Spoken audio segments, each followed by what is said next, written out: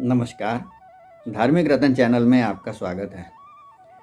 जैसा कि आप जानते हैं, इस चैनल के माध्यम द्वारा आजकल हम श्री राम कथा धारावाहिक रूप में प्रस्तुत कर रहे हैं। अभी तक 3 प्रकरण हो चुके हैं और आज चौथा प्रकरण है।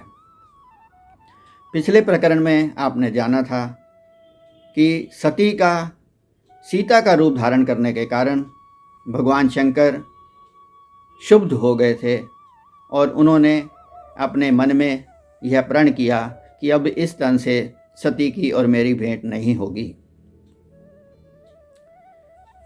इसके बाद शिवजी और सती वापस कैलाश पर्वत पर आ गए। शंकर जी अपना प्रण याद करके समाधि में बैठ गए। सती को यह आभास हो गया कि भगवान शंकर को सब कुछ पता लग गया है, अतः वह बहुत दुखी हो गई। पर शंकर जी तो दीर्घ समाधि में जा चुके थे, अतः वह उनकी समाधि खुलने का इंतजार करने लगी। 87,000 वर्ष के बाद भगवान शंकर की समाधि खुली। तब सती बहुत ही प्रसन्न हुई, परंतु उसी समय सती ने देखा कि आकाश में सभी देवता अपने अपने विमानों से कहीं इकट्ठा होकर जा रहे हैं। सती ने शंकर जी से पूछा कि हे प्रभु, ये सब देवता लोग इकट्ठे होकर कहाँ जा रहे हैं? तब भगवान शंकर ने बताया कि तुम्हारे पिता दक्ष ने एक बहुत बड़े यज्ञ का आयोजन किया है और यह उसी यज्ञ में सब आमंत्रित हैं और यह वहीं पर जा रहे हैं। परंतु तुम्हारे पिता ने मेरे से नाराज होने के कारण मुझे भी नहीं बुलाया है और तुम्हें भी निमंत्रण नहीं दिया है। यहाँ पर हम आपको यह बता दें कि एक बार ब्रह्मा जी की सभा में जब सब लोग बैठे थे, वहाँ शंकर जी भी बैठे थे। उस समय जब दक्ष वहाँ पर आए तो सबने उनको प्रणाम किया, पर शंकर जी अपनी दोनों आंखें बंद करके बैठे हुए थे और प्रभु का ध्यान कर रहे थे, अतः उन्होंने दक्ष को प्रणाम नहीं किया। यह देखकर दक्ष नाराज हो गए। उन्होंने कहा कि यह मेरा दामाद होते हुए भी मुझे प्रणाम नहीं करता है। उसी नाराजगी के कारण दक्ष ने भगवान शंकर को इस यज्ञ में निमंत्रण नहीं दिया था।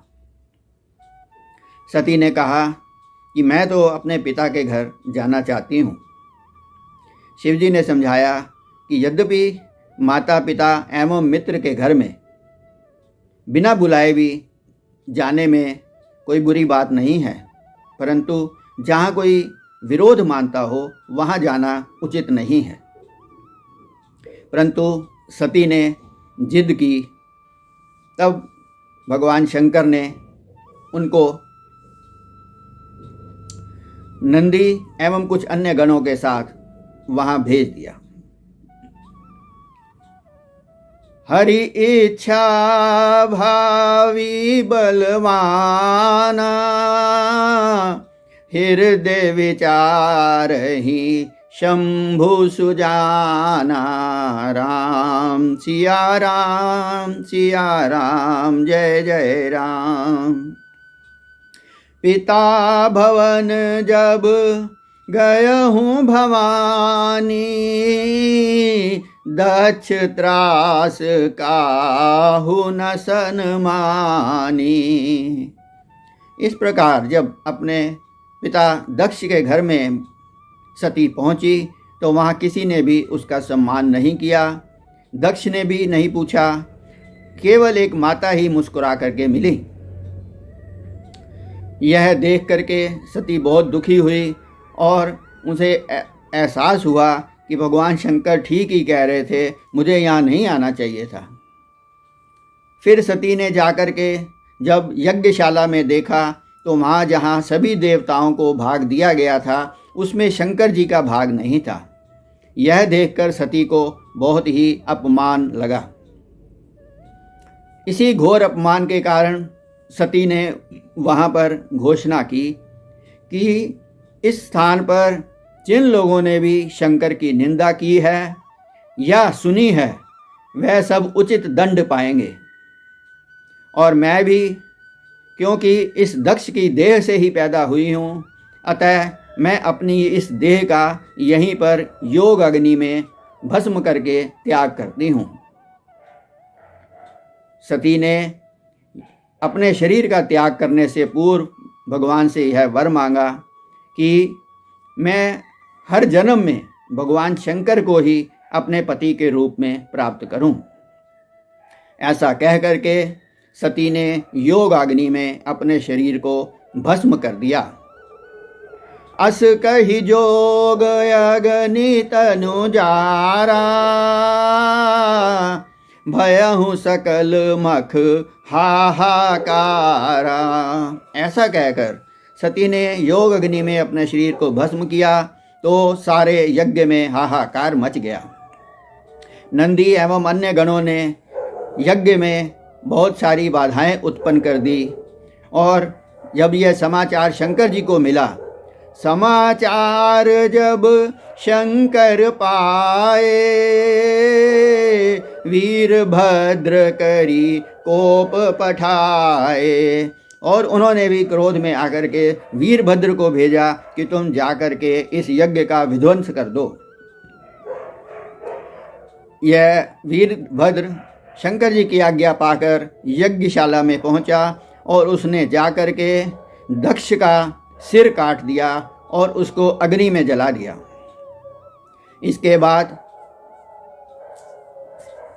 भृगु ऋषि जो कि यज्ञ करवा रहे थे उनकी दाढ़ी नोच डाली तथा अन्य भी जो भी लोग वहां पर बैठे थे उन सबको उचित दंड दिया। यज्ञ का पूर्ण रूप से विध्वंस हो जाने के कारण ब्रह्मा जी, विष्णु जी शिव जी के पास पहुँचे और उन्होंने कहा कि सनातन परंपरा के अनुसार जो भी यज्ञ शुरू होता है उसकी अंतिम आहुति देना जरूरी है, इसलिए यज्ञ संपूर्ण करना जरूरी होता है।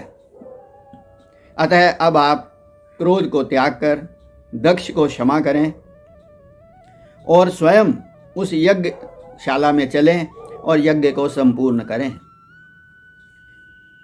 ब्रह्मा जी और विष्णु जी की बात सुनकर शंकर जी उनके साथ उसी यज्ञशाला में पहुँचे और उन्होंने एक बकरे का सिर काट करके दक्ष के सिर के ऊपर लगा दिया, जिससे दक्ष जीवित हो गए। और उन्होंने भगवान शंकर से क्षमा मांगी, क्योंकि उनको अब ये पता लग चुका था कि शंकर स्वयं ईश्वर हैं। अतः दक्ष के द्वारा भगवान शंकर ने पुनः उस यज्ञ को विधि विधान से पूरा करवाया। इसके बाद सब लोग वहाँ से विदा हो गए, पर शंकर जी बहुत दुखी थे। उन्होंने सती की मृत देह को लेकर तांडव नृत्य करना शुरू कर दिया। उनके क्रोध में तांडव नृत्य करने से पुनः सारे संसार में त्राही त्राही मचने लगी।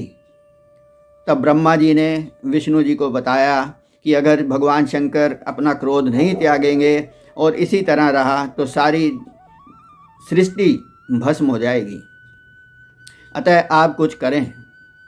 तब भगवान विष्णु ने एक कोने में खड़े होकर के शंकर भगवान जो सती का देह को लेकर नृत्य कर रहे थे, तो विष्णु जी ने अपने सुदर्शन चक्र से सती की देह के टुकड़े टुकड़े कर दिए।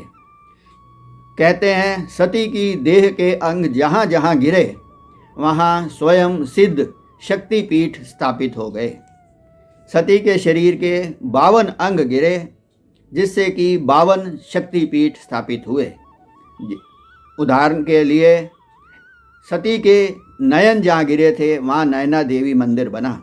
इस प्रकार बाकी भी सब देवी के धाम सती के शरीर के अंगों के गिरने से ही स्वयं स्थापित हो गए।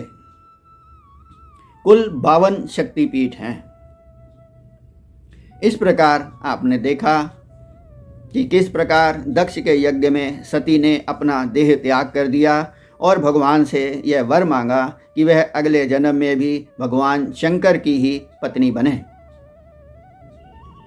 अब इसके बाद सती ने हिमाचल के घर में पार्वती के रूप में जन्म लिया। वह कथा हम आपको अगले प्रकरण में सुनाएंगे। तब तक के लिए आइए 2 मिनट के लिए हम भगवान श्री राम का भजन कर लेते हैं। श्री राम जय राम जय जय राम, श्री राम जय राम जय जय राम, श्री राम जय राम जय जय राम, श्री राम जय राम जय जय राम, श्री राम जय राम जय जय राम, श्री राम जय राम जय जय राम, श्री राम जय राम जय जय राम, श्री राम जय राम जय जय राम, श्री राम जय राम जय जय राम, श्री राम जय राम जय जय राम। नमस्कार। जय श्री राम।